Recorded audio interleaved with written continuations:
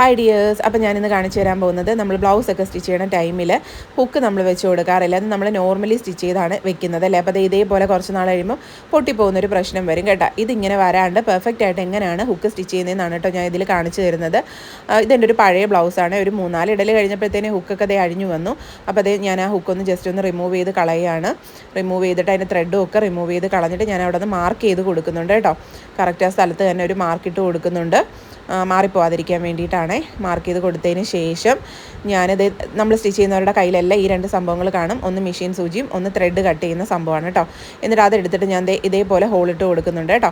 ഹോളിട്ട് കൊടുക്കുമ്പോൾ ശ്രദ്ധിക്കേണ്ട ഒരു കാര്യം എന്ന് പറഞ്ഞാൽ നമ്മുടെ ഫ്രണ്ട് വശത്ത്, ഇതിപ്പോൾ ഉൾവശമാണ്, ഹുക്ക് വെക്കുന്ന വശമാണ്, അവിടെ മാത്രമേ ഹോള് വീഴാൻ പാടുള്ളൂ.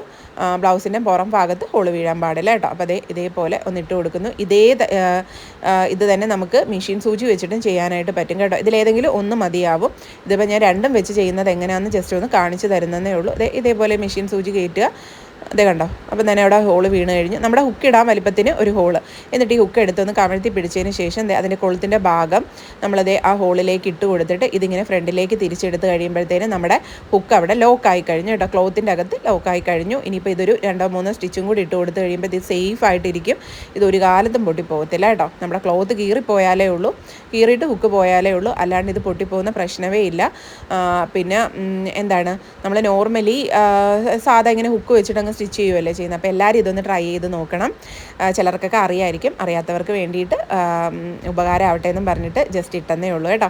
അപ്പോൾ എല്ലാവരും എൻ്റെ വീഡിയോ കാണുന്ന എല്ലാവരും എൻ്റെ വീഡിയോ ലൈക്ക് ചെയ്യുക, ഷെയർ ചെയ്യുക, കമൻറ്റ് ചെയ്യുക. നിങ്ങൾക്ക് ഇഷ്ടപ്പെട്ട എൻ്റെ ചാനൽ സബ്സ്ക്രൈബ് ചെയ്ത് സപ്പോർട്ടും കൂടി ചെയ്യണം കേട്ടോ.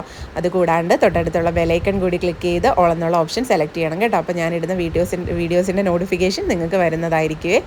അപ്പോൾ എല്ലാവരും ട്രൈ ചെയ്ത് നോക്കണേ. അറിയാത്തവരാരെങ്കിലും ഉണ്ടെങ്കിൽ ട്രൈ ചെയ്ത് നോക്കണം കേട്ടോ. കണ്ടോ, ഇതേപോലെ ഇങ്ങനെ ഒന്ന് ചുറ്റിച്ചിട്ട് ഒരു കെട്ടും കൂടി ഇട്ട് കൊടുത്ത് കഴിയുമ്പോഴത്തേനും അതവിടെ സേഫ് ആയിട്ടിരുന്നോളും കേട്ടോ. എത്ര കാലമായാലും അത് ഇളകിപ്പോയില്ല. നമുക്കിതിങ്ങനെ കൈവച്ച് പിടിച്ച് നോക്കുമ്പോൾ നല്ല സ്ട്രോങ് ആയിട്ട് ഇരിപ്പുണ്ട്. അതേസമയം ഇതൊക്കെ നോക്കിക്കേ കണ്ടോ, ഇളകി വരാറായിട്ടിരിക്കുവാണ്. അപ്പോൾ അതുകൊണ്ട് ഞാൻ ഇതെല്ലാം ഒന്ന് റിമൂവ് ചെയ്ത് ശരിയാക്കി എടുക്കുന്നുണ്ട്. ജസ്റ്റ് അപ്പോൾ ഈ ഒരെണ്ണം നിങ്ങൾക്കൊന്ന് കാണിച്ചു തന്നേ ഉള്ളൂ കേട്ടോ. കാരണം അറിയാത്തവരുണ്ടെങ്കിൽ അവർക്കൊരു ഉപകാരം ആവട്ടെ എന്ന് വിചാരിച്ചു. അപ്പോൾ അത്രയേ ഉള്ളൂ. ടാറ്റാ.